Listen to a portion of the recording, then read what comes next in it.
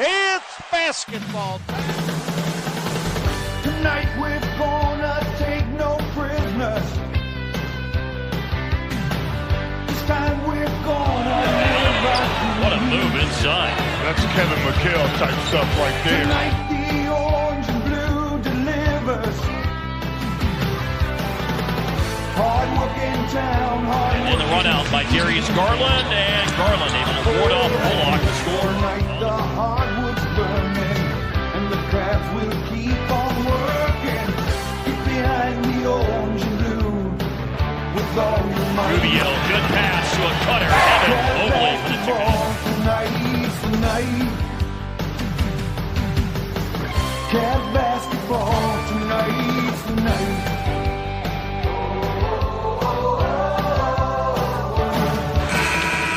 Final score tonight, Hart. Cavaliers 114, Mavericks 96. Well, of course, you got to give the Cavs credit. They played probably their best game of the year. When You're rocking with Rchfld and Damage, Rubber Rim Job, episode 3.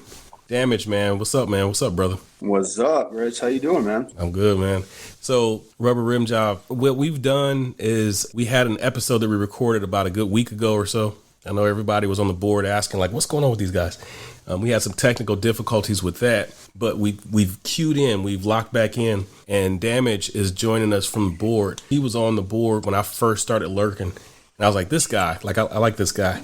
And lo and behold, we've got some hip hop similarities. You know, I'll get some random text where he'll ask me only Cuban links or Iron Man, and it's like, wait, this brother gets it, kind of thing. Damage, man, how you doing tonight? Yeah, I was going to say, upon further review, I think only build for Cuban links gets the throne, although I do think Iron Man is one of the more underrated Wu-Tang albums. Anyways, happy to be on board, man. Let's do it. I'm sure everybody's going to be dying to hear my wonderful opinions, so let's get into it. Where are you from, Damage? Yes, I'm kind of a nomad. I was born and raised in Cleveland, but lived in, where'd I go? Denver, then back to Cleveland, then to Pittsburgh, then to Toledo, did undergrad in upstate New York, then back to Cleveland again. So I've been here for a while. And I joined the board, it was around 06, I think. And a buddy of mine actually hit me to it. He had this blog called the Roundy 23, or Yay Sports it was called, actually. He's like, hey, you should check out this place. A lot of people just bullshit about the Cavs. I'm like, all right, sweet, let me go there. I've just been a lurker for a minute, and I was like, I'm just start shit posting here. And 14 years later, here I am. Yes, sir. And then what is the Cavs memory? Which one stands out the most over this, however long you've been following these dudes? Yeah, so if we want to talk about the good one is obviously, 2016. I will say, though, the one that really sears my mind is the game where Steph Curry lost his collective shit and threw his mouth guard into the stands. Game 5. I think it was, game 6. I think it was. No, it was game 5. Okay, Game 5. Game 5. It was game. Wait. No, you are right. It was game 6. It was game 6. He just absolutely lost his shit. And I was just like, man, like, I think this is really going to happen. So obviously game 7 is the best of all time. Right, right.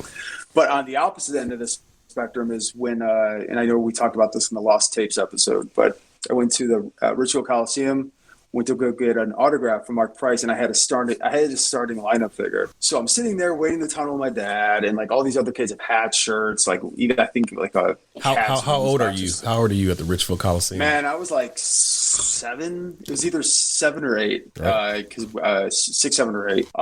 So here's me, this goofy kid with a starting lineup figure, and Mark Price just walks through the tunnel, signs everything, looks at me, and just walks over right past me.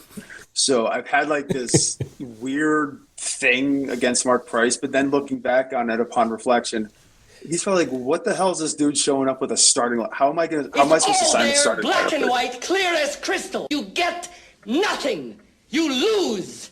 Good day, sir." So I definitely get it. So Mark Price broke your heart at 7 years old, man. Yes, he did. But no, look, much love and respect to Mark Absolutely. Price. So over the course of us hosting this, we'll see if we can help you process that trauma. Mark Price would be one of, if not the top 5 point guards in today's NBA. Right. I agree 100%. Man. I agree 100%. Which actually is it helps us transition into what we're seeing on the court right now. Before we talk about this last night's game where, we were popping bottles and all this kind of stuff, I called my pops as soon as the game was over, man, and we were just talking about how good it feels watching this team play. We had some adversity like a week and a half ago or so where we had that, was it Brooklyn, then Phoenix? There was a series of a few games there where, we had some bodies down. Lowry was just coming back. Lowry, I always say this guy's name. I want to say Lowry like the season, but I don't think that's how you pronounce it. Lowry. I'm just going to call him Lowry, and we're going to go with that. Lowry had, he's coming back, Mike Lowry from Bad Boys. Who's there? Mike Lowry. Well, how do I know it's Mike Lowry? 'Cause I'm Mike Lowry. Jarrett Allen was out. Mobley was out. We had such a banged up mashed group, but somehow they were still in each one of those games. Like they were scrapping and fighting. And we saw a lot from, Garland, Rubio, as they were developing and trying to carry these teams and competing in those games, even Jetty. And then fast forward to the entire crew came back outside of Sexton, of course, for these last two games. And we just so happened to get Orlando at home. And then we went on the road and kicked Dallas's ass last night. And it was, as a Cavs fan, it felt so good watching these dudes because you see them playing for each other. Yeah, no, 100%. And I just kind of want to go back a little bit because I think, you had the back-to-back Celtics game, and then it went Nets, and then Golden State, then Nets again, then the Suns. And that's, this is murder's row. But, I'll tell you what, and I think I posted. Good call. I totally forgot Golden State. Good call. Yeah, but every single one of those games, they were in it. They were winning at least at some point, and sometimes by large margins. I know that Golden State Warriors game, I was like, man, if they can pull this game off, it'd be sick. But then, Steph decided to show up with a flamethrower. But look, I think I posted this on the board. Was like, I came away as impressed as I've been with this team. I came away equally, if not more impressed during that, even though they lost 6 in a row, given everything that they were facing, all the challenges, just because they were just in it. But just the biggest thing to me was, even though they had these guys playing out of position like Okoro, and they were still running the offense. And yes, it has imperfections, but they were still running it, and they're running it they're executing incredibly well. They just couldn't hit shots. And yes, we know the refs were just absolute trash, but it just showed to me that they're not like, okay, well, we're just going to start pivoting over to something new. No, they were running everything to perfection. They just couldn't get things going at the times they needed to. So, yeah, I was just blown away by how well they were playing and how well they're playing against really good teams. So I've got to eat crow. Good take. I've got to eat crow on some of this because back, we were engaged already, you and I, and my biggest gripe was the lack of what I felt like was offensive. I didn't see enough creativity. What I saw a lot of was high pick and roll. And I know we had bodies down, but I just saw all Garland and Rubio, using the high pick and roll and trying to get downhill and go from there. And even back then, you were talking me off the ledge, like, wait until we got these bodies back and you'll start seeing it look like what they had structured, earlier in the year. The biggest body, of course, is the kid, man, Mobley. The funny thing about that, I'm speaking from, I was just at this game against Orlando. I was up in Cleveland for the holiday, and I'm sitting right behind the Magic's bench. And as I'm watching this game, he really reads the court and keeps it balanced. Like he operates a lot from the high post. And as he saw, Orlando was making certain adjustments, he had Carter on him for most of the time he was out there. He started floating out to the corner. And when he got the ball at the high post, he was moving it quickly. So he didn't have this crazy statistical output, but there is a glue that he provides on offense where he's like, I'm going to do what we need to do to keep this ball moving and keep it going and stuff that I feel like we got to give him credit for. Because as soon as he came back, that was his first game back, Orlando, a lot of my offensive gripes started going away again. Give you credit for saying, hey, just, chill out, let some of these bodies come back, and then you'll see the offense starting to look good again. That's what I'm here for, to be the voice of reason. No, and we can talk about JBB as well, but no, Mobley is the fulcrum of this offense. And when that pivotal, centerpiece, literally and figuratively, is not available, then it just messes everything up. And again, credit to JBB for, again, not only sticking with his game plan and seeing, okay, it's not working now, but these are not the worst calls in the world by any means, and you can see how it should work. He stuck with the offense, and he had Allen playing a little bit of Mobley's spot, and then when Allen was out, it was like, all right, well, who are we going to roll out? You just see it, man. Like, it's with Mobley, it's just like you see, it's just sort of even if he's not impacting the game, like with the little points or boards, it's just these guys just. It's like they're seeing ghosts out there. Right. Like, oh shit, where's Mobley? Where's Mobley? Is he going to be behind me? Yeah, I know he's out here about to contest this shot at some point in time. Right. And not even just that, but just getting his arms in the way of just for them to do things. Right. We saw that in this last game. There was one drive. It was early on too. We saw this one drive where Luka, he started cooking from outside. He was doing this as soon as he got a big on him. He was doing this thing where he was doing a hezzy and just stepping back, knowing that he could create his own space and get his shot off.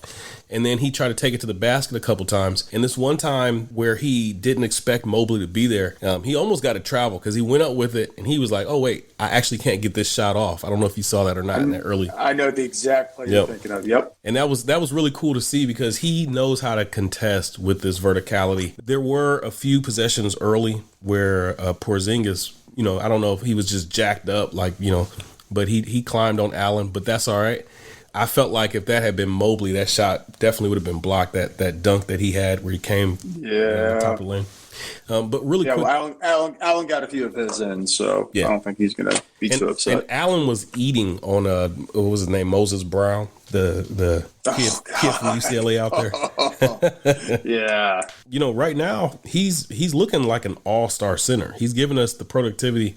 And he's playing within himself, which is what we were hoping he would do coming into this year.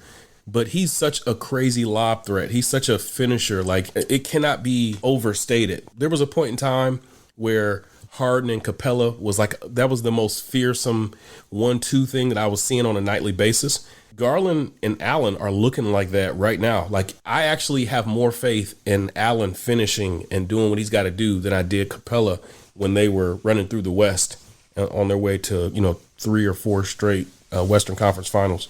This dude is finishing everything.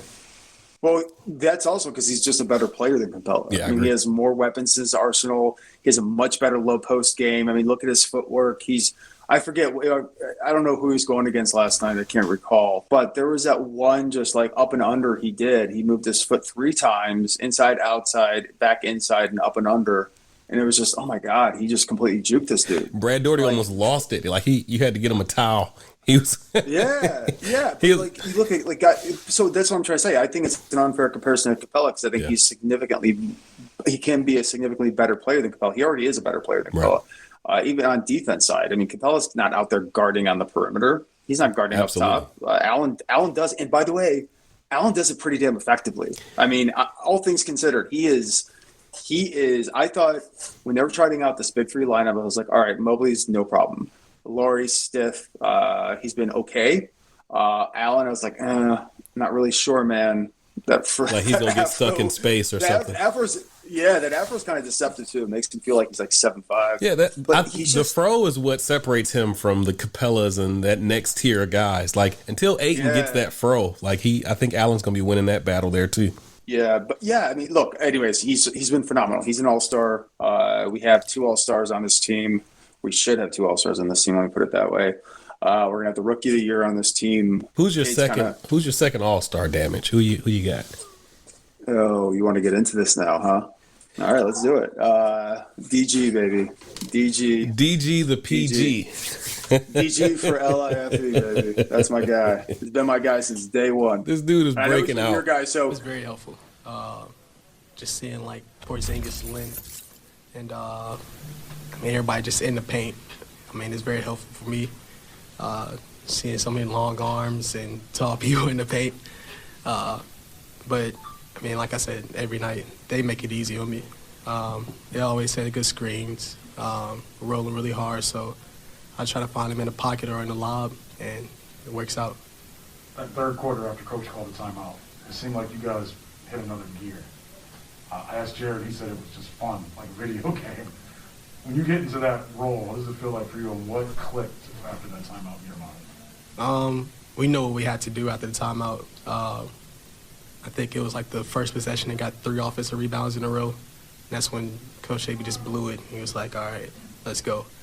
So when we turned it on, I mean, just try to push the pace, try to see we had mismatches. And then J.A. and Evan, I mean, just roll into the paint, getting easy lobs. Larry getting easy kick-out threes. He's knocking down shots now. Izzy making shots. That just opened everything up. I think between the front court, for starting three, I think they had 67 points, like 29 rebounds. Just for you as a lead guard, what does that mean to you when you see those guys doing work like that? It means everything for our team. I mean, they hold it down for us every night. From every standpoint, the paint, for the guards, everything. So, I mean, they see everything on the defensive end. They fight every night. And then they do that job on the offensive end, too, just rolling really hard, setting good screens. And we really appreciate them, for sure. The last lob. Can you throw a lob too high to these guys? Because the last one, Jarrett came out of it, seemed like out of nowhere. Yeah. How much fun or how much you guys working together to kind of find when you can do that? Yeah, every time I get in the paint, I'm always looking to throw it up. I don't think nobody can go get that like Jay or Evan can. So I'm literally just throwing up in the air, and they're going to bring it down, literally. And that last one, Jay wants to go get that one. That was the punch in the mouth right there. So, Rich, I'm gonna hand the baton over towards you because I bumped this post up today actually, and it caused this enormous shit posting from the cavalry about the Ja Morant versus Darius Garland debate. It is a debate now. I mean, there is no question about it, and I think the whole Ja Morant is built like a Greek god. We get that. Sure. They are completely different players. Completely different people who just happen to be relatively the same height and play the same position, more or less. So, but anyways, I want you to say your piece, then I will. I would certainly love to get a few comments in about our point guard. I appreciate that. Thank you. I think we've gone into this in other episodes, but I'll just briefly do the thing. He's from here. He's from Nashville, so I got to see him play at Brentwood Academy a little bit, and he was just light years. He saw the game ahead of other players out there from the same kind of.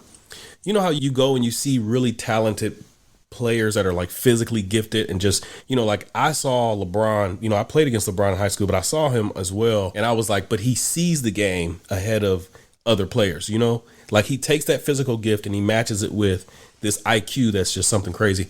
I saw that IQ from this kid and I was like, okay, we need the body to catch up. And then when he had that injury and it took him a little while longer, then he had the Corona, year. And it just didn't get off the way it was supposed to. Then this year, I'm like, okay, I'm telling everybody, I get it. Ja Morant is like, Westbrook meets, De'Aaron Fox or something. I don't know. But there's a physicality, there's a speed, there's a, he's got this physical thing. But when you watch him, last year in the playoffs against Utah even, he doesn't see the game the way Garland sees the game. Like this dude, he sees the game on a level that's above the defense. Like he can see the floor as an offensive, the guy that's moving the ball and stuff.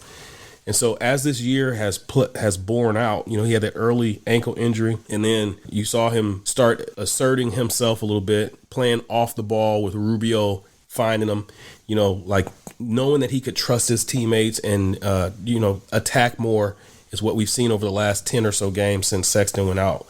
This dude looks like a legitimate, not just having the debate of Ja Morant or Garland. Like he's in that echelon, I believe, as an offensive player. And as a defensive player, he's very deceptive in how he plays lanes and communicates. So he's not the liability that we saw initially. But this dude, man, I'm all aboard the the PG train. This is my favorite player watching him right now. If I had the time to do this, I probably still wouldn't, but somebody out there who does, go watch the first 5 games of this year and pay attention to Darius Garland, and then go watch the last 5 games that we played. Right.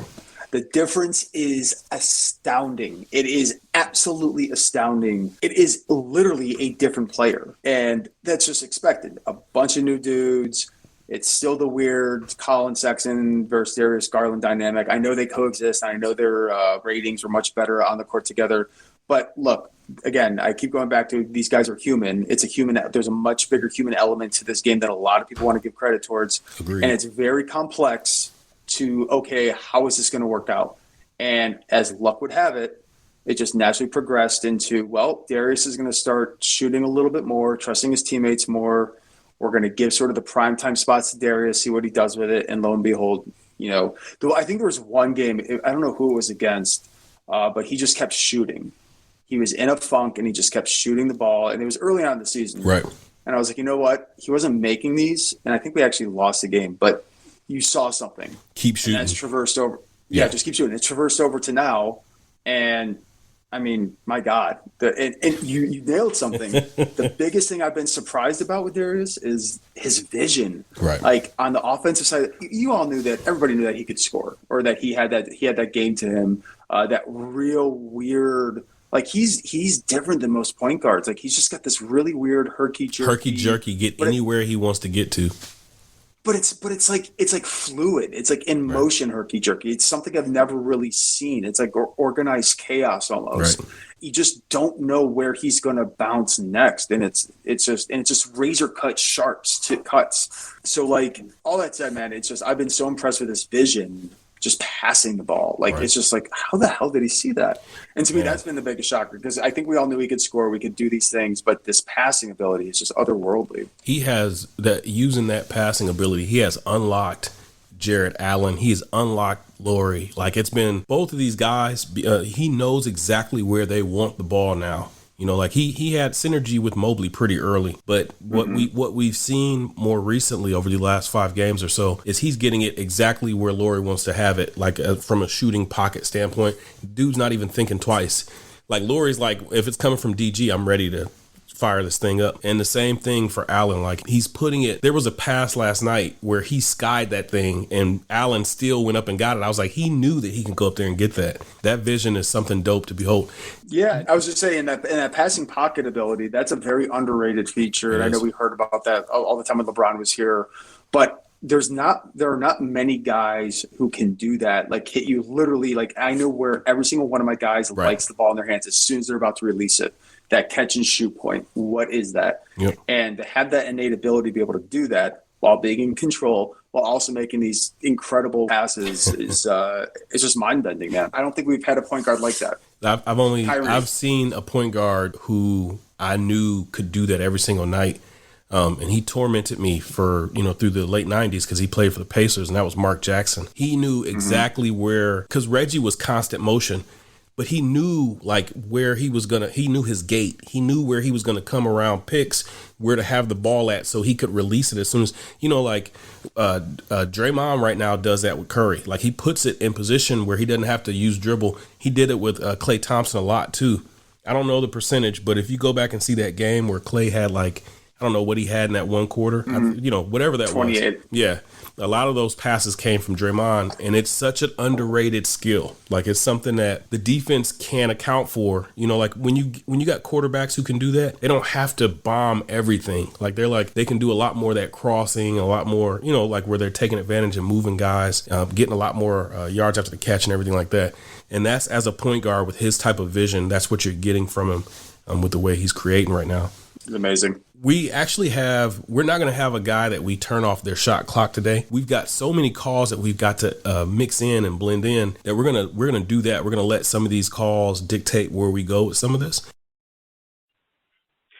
Hey guys, this is InBoobieWeTrust. I have 3 quick things. 1, Jarrett Allen is going to be an all-star this year. 2, Lauri Markkanen should have always been playing the 3. It's not a problem defensively when you have the Twin Towers behind him, and it's the best fit he's ever been offensively. And 3, there are small but real signs that Isaac Okoro may be coming around for the rest of the season.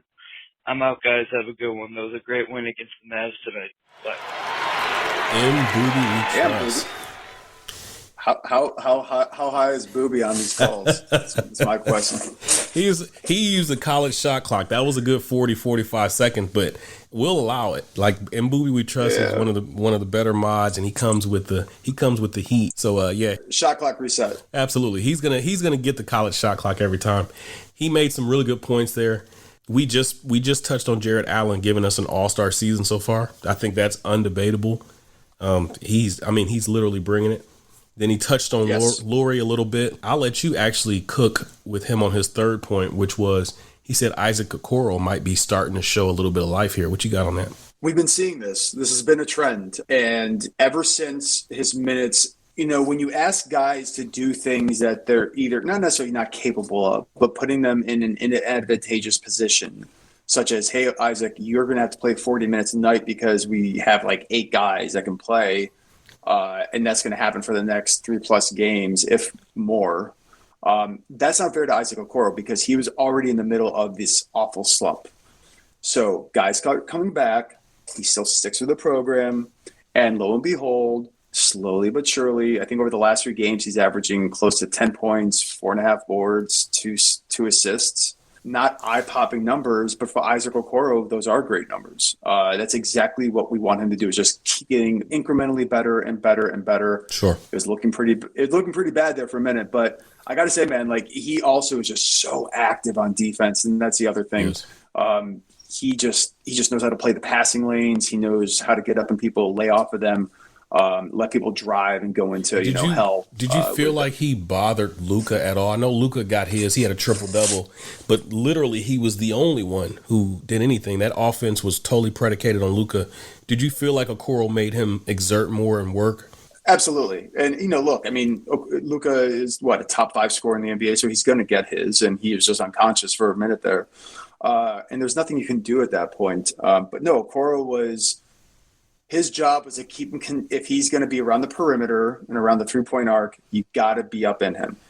We'll take our chances if he goes down low because we've got, 3 7-footers and 2 all team defensive guys who are just swarming. So good luck. Right. And I thought he did an exceptional job given the circumstance and the amount of minutes that he played. So I think that's the thing you touched upon last time too, Rich, was that it's either G League or let him get the minutes that will actually let him get better. Right. I guess is kind of a dumb way of saying it, but no, I get it. But yeah, no, I've been thoroughly impressed with him. Thoroughly impressed with his growth over the past 5-6 games. He had one play last night where he showed us some springs that we haven't seen this season. And I don't know if it's a matter of the like he's starting to trust the hamstring more, but we need to see that athlete, because he deterred Tim Hardaway Jr. and Dorian Finney. Those guys had to think twice about getting in front of him when he was cutting after they saw him spring like that. Yep. And we need to see that because he's been ground bound for most of this season here after he came back from that hamstring. And it looked like on that play specifically that he was just like, look, these sexy quads are for more than just, He has all NBA first team quads. I'm digging the new hairstyle too, by the way. What do you have? Oh, that's right. He had it all. His braid out. His braid out was last night. Yeah, I like that. Yep. I like. He's got to be 25 to 30 minutes per game. That's his cap. Yeah. Unless we're down guys or, hey, by the way, end of game, you got to D up the most. Yeah, I totally trust him in those situations, especially on defense. But yeah, no, him playing off the ball, it's just, I think you hit a pretty good point. Trusting that hamstring. He also fell on his leg after the injury, and it was a little awkward there. Past 5 games, he's averaging, like I said, about 10 points a game. So I would say last season he started off kind of slow and a little sluggish. Of course, that's his rookie year. But as the season went on, you started seeing him feel more confident and comfortable on the court. It's looking like the same thing here, where as the season keeps chugging along, you're like, man, is this dude a football player or what? And then you're like, wait, no. He's starting to get his feel back kind of thing. He's not in the gym every day. He's actually running up and down the court and he's practicing. Hey guys, Human QTip here. First, support your local Toys for Tots campaign. And then I have 2 questions. Do you think Okoro, Cedi Osmond, or Windler will end up as a starter at either 2 or 3? And second, I saw Angel Gray interviewing Campy. So is it that her head is huge or that his head is really, really tiny? Our boy Human QTip with his first call in to the Rubber Rim Job. Well, I believe we did some DD on the Campy Russell head size thing. Didn't we? Yeah, we did. And I think we came to the conclusion that he does have an unusually small head. So that answers that question. Yeah, I'm glad you answered that because I was going to draw a line in the sand. This call right here, he placed that maybe a couple of weeks ago when Angel was on her way out, of course. But Human QTip, I feel like that right there is more him needling me. He knows Angel Gray is Bay, and he's taking his shots where I can't necessarily respond the way I would on the board. You take off that crown. I'm kicking your ass. Oh, you demand satisfaction? Fine. Then we shall joust by day's end. QTip, we've got a pretty good rapport going back and forth and patrolling the hallways of the forum. That's one of my favorite posters on the board. He said something that was really crucial to me, and it's well timed for today, Damage. And that is today is Giving Tuesday, and more than about 30% of nonprofits' annual giving they receive on today and through the duration of the year. So he mentioned Toys for Tots. If you can, there's a lot of 501c3s out there, and there's a hashtag Giving Tuesday. Find your favorite organization that's doing some good work in your neighborhood and contribute. If you're part of a company, or if you're sitting in a position where you have some income that you want to contribute, like these guys are already on the ground and putting the work in. Toys for Tots and other nonprofits like that. Look up the hashtag Giving Tuesday and contribute. Hallelujah, brother. What's up, y'all? This is Ohio. Just wanted to talk some Cavs with you guys, calling after the first quarter here. Good to hear Doherty on the broadcast. I know physicality was the topic of the last show, but I love to talk about how the Cavs are benefiting from the rules, and the league as a whole is in a good spot for it. Yeah. That's our boy Ohio with the call in. Wait a second. We didn't answer the other question. Oh, I'm sorry. What was that? I think it was Chetty, Okoro, or Windler being the starter at the 3 spot sometime this year. So what do you think? When QTip placed that call, I think we were just starting to, within the last few games, we were trying to let the dust settle, and Laurie was still out. Okay. Yeah. Yep. Okay. So what ended up happening was while Laurie was out, Okoro went to the 3 initially. Rubio started the 2, which I did not like because I felt like people were out of position. Okoro was going back to his bad position, and we took away that bench. What Rubio's really, really great at. That is spelling Garland, but also letting Garland, be assertive while he's not on the floor. Now with Okoro at the 2, Laurie back at his position at the 3, Rubio when he comes in, it feels like everybody, they know how to play with the rotation the way it is. Well, especially with Sexton being out, it's like they know he's not coming back. Whereas if somebody's out with an injury, it's like, okay, am I going to be in here for 5-6 games? The irony, that's a great point. What Ohio just mentioned, Ohio, thank you for the call, by the way. That's his first time calling in as well. What he just mentioned, he loves hearing Doherty on the call. I do too. Where Doherty, the same way Mark Price, you were ready to, you were ready to put his poster up and use it for a dartboard as a kid. I was doing the same thing with Brad Doherty as a kid. And it was every time I turned around, I didn't know, is he gonna come back? Is he gonna play? Like what? Like he had that nagging back injury from, like 92 on or so, where, we plugged in, Hot Rod and Ferry even played center.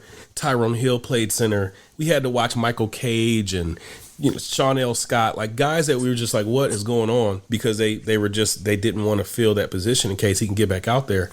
It makes a difference when you're like, okay, no, we know for a fact that this guy's not going to be a part of the rotation moving forward for the rest of the year. Let's go ahead and find a rotation that works so everybody can settle in and know what they're doing. Good coaches do that. And we just saw that over the last day or so with Tibbs completely pulling Kemba Walker out of the rotation with the Knicks. And then also Steve Nash just told Blake Griffin, you're not going to play. I think it's unfortunate for Sexton, but I think for the team as a whole, moving forward for this season right here, I'm glad that we don't have that hanging over. Like we don't have that cloud that we don't know what we're going to do rotation wise here. 100%. 2 for the Brew. 1 shot in 24 seconds. Windler got 33 minutes. Cool. Okoro, we knew he was raw and not skilled like Mobley or Kyrie Irving coming in. He's 20 years old. He makes a lot of positive contributions, but he's out of role. He's at way too many minutes. When he gets back to 18-20 like he was prior to the injuries, he'll be fine. But for now, it's tough on everybody. Great effort by the team.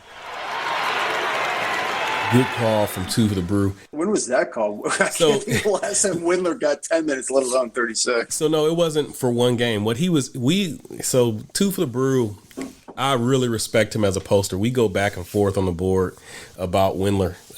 I called it a Windler war on our thing because him and I. Yeah, that's right. So that might be the accumulation of all his minutes up to when he placed that call.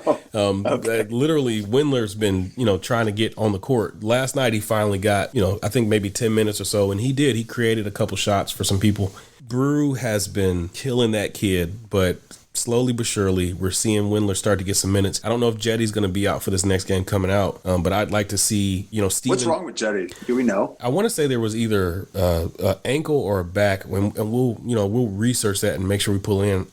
I wasn't expecting him to miss the last two games. I don't think there was something that we saw game before he missed, in that game before the Orlando game. I'm not sure. I don't know if it's a practice injury or what.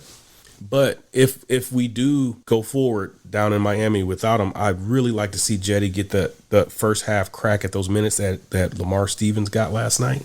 Windler is a guy who I feel like he should be getting some more minutes. And then Brew just touched on exactly what you said, which was Okoro will be fine if we cut back on those minutes and put him in a position where he can be productive with the right amount of minutes, 20 to 25. So. Yeah, man. I'm not asking my IT guy to run the marketing department, I mean, got to put these guys in positions to win. And, yeah, good call. Good call. I like that. All right, this is Matt, a.k.a. MiroRich. First of all, hearing that Joe Tate stuff, man, that takes me back. But Three ball. Got it! Let's talk about the Mavs. The Mavs take me back to a whole bunch of associations, starting and ending, of course, with Luka, which takes us to the Kyrie trade, and to Nets watch, and to hating Kenny Atkinson for being such a good development coach, for hating Spencer Dinwiddie for single-handedly beating them or winning games like 5 or 6 times at the buzzer that year, then still being caught up in Luka watch, praying for the lottery gods, thinking, is the NBA going to hook us up like they did from 2011 to 2014? But no. Then we're stuck with 8, praying for a Luka trade. Doesn't happen. Terrified of picking Kevin Knox. Thankfully it doesn't happen. And going, who the hell is Colin Sexton? Then you got to research the 4-on-5 game or the 3-on-5 game he played, and you're like, okay. Then you see him in Summer League doing that defensive stance, getting crazy, and you're thinking, all right. And that's just part one, and that's more than 24 seconds. That's all I got. What was the question? MiroRich. I love MiroRich because he does this. He goes off on these tangents on the board where you've got to dissect some of his posts. They're always substantive, but he gives you a lot. So what I just heard there, he started off and he said, watching Luka last night takes me back to that 2018 draft. When, the whole process where, we were rooting for that Brooklyn pick to fall off the table, like for Brooklyn to lose so that pick was going to be ultimately like a top 3 or so pick. Didn't work out, because of, Spencer Dinwiddie and Kenny Atkinson being awesome. And then he said, I was waiting for a trade, hoping that we could get up there and get Luka. He had his eyes on Luka the whole time, fearful that we would take Kevin Knox. But one of the things that came from that call that we gotta show some love to is Koby is having a pretty good run over this last year and a half or so. There's been some transactions. There's been some things in that draft right there. There was a lot of duds in that area there. That Kevin Knox and a lot of guys that were in that range, and he did. He got some heat for plucking Colin a little earlier than some mock drafts and some boards had him up there. But ultimately, we came out of this with a guy who, to date, is a 20-point scorer that we're going to have to work into a new role.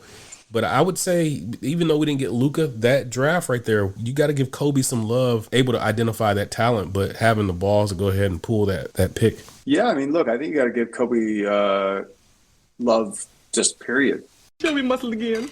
Oh, Hercules. I mean, look, you look at the past, 4 drafts now, every single player is on the team. You've got 2 guys who probably will be all-stars at some point in Mobley and Garland.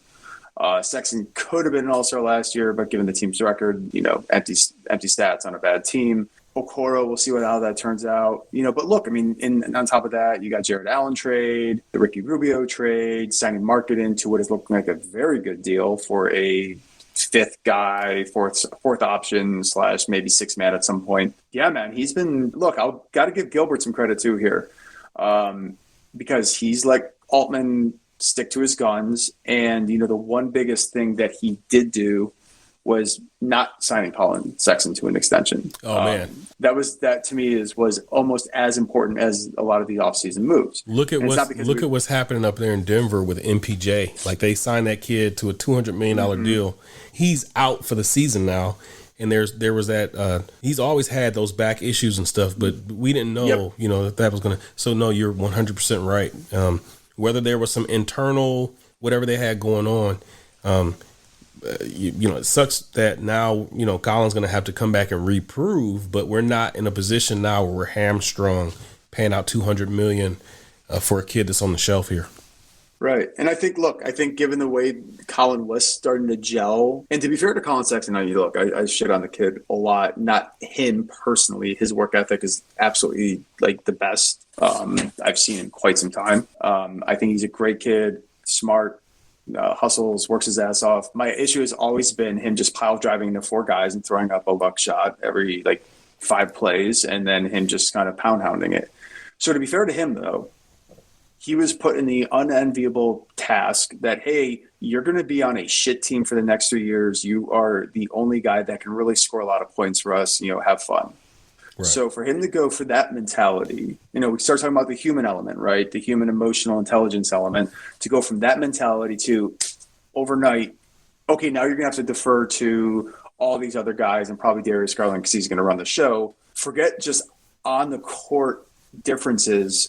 Mentality, that is a huge difference. And look, we all have egos, right? And he wanted to flash what he can do. So got to give him credit, because at the end, before he got injured, you could really start seeing, okay, I think there's something here, man. He still does those weird plays, but man, we need scoring, and we just say, Colin, go ahead, go get your quick 25. Count on him.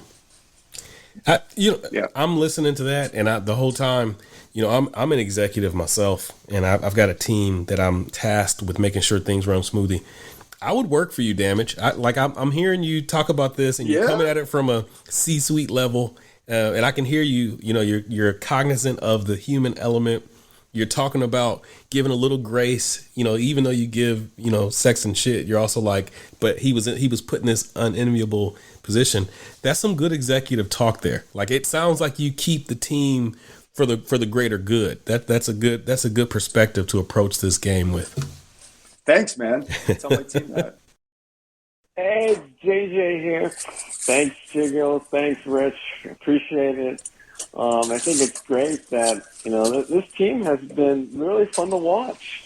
Even if you look at the stat line, Mobley, you may have this 10 points, 8 rebounds, kind of 1 block, 1 steal. He really anchors that defense with Allen there underneath, but it's really great to see, Laurie really dominate tonight. And then that's not just offensively, but defensively as well.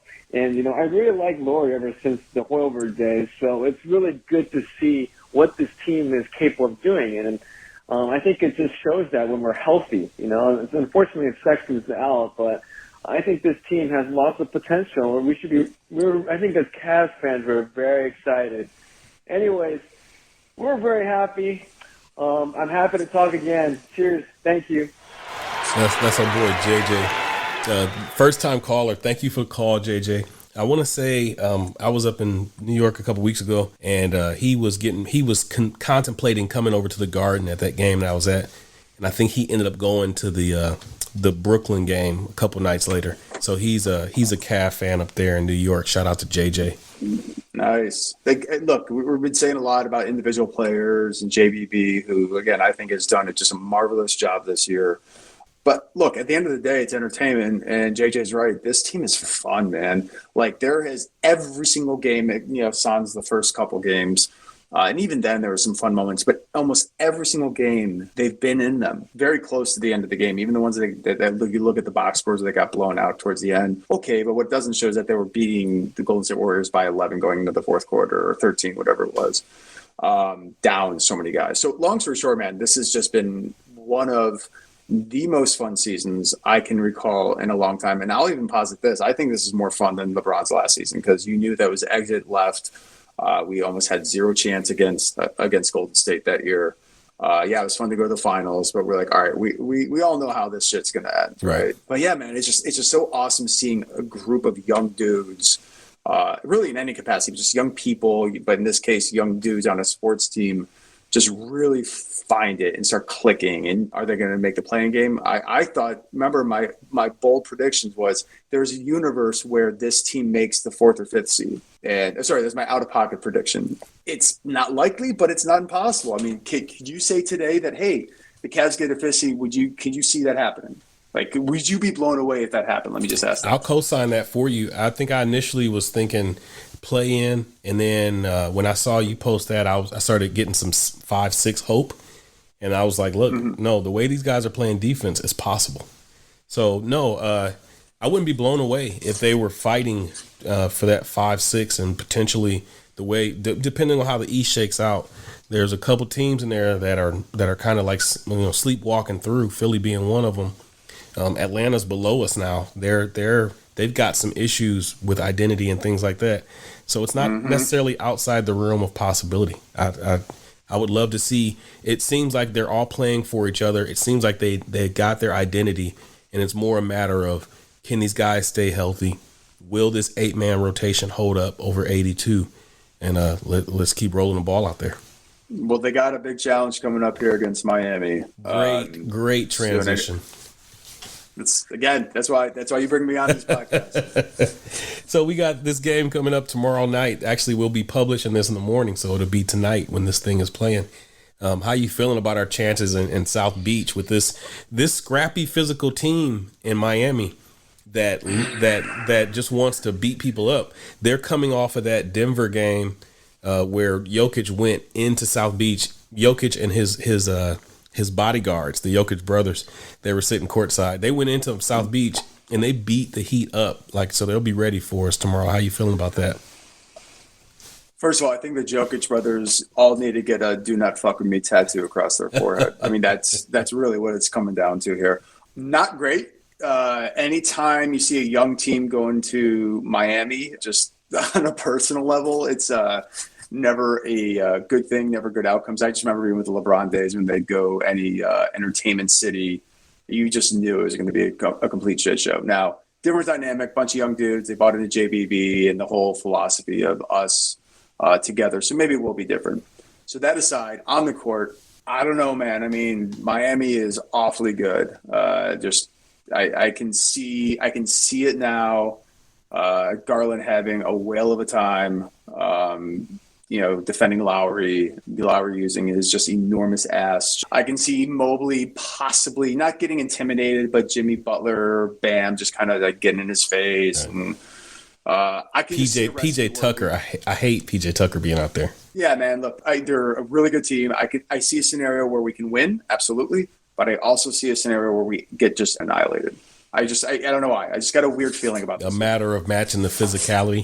Spo is very underrated as a coach. I think he's one of the better coaches in the league, and he gets the most. Yeah, he gets the most out of his guys. My brother, it's been awesome. I was, we had that technical snafu, but actually I think that opened up the opportunity for us to, you could look at it like how the Cavs, those first couple of games, and then they hit their stride, because this one right here, this was pretty seamless, man. Yes, absolutely. No, this is good. For Rubber Rim Job, this is Damage and Rchfld signing off, episode 3. Peace. This is Joe Tate. Have a good night, everybody.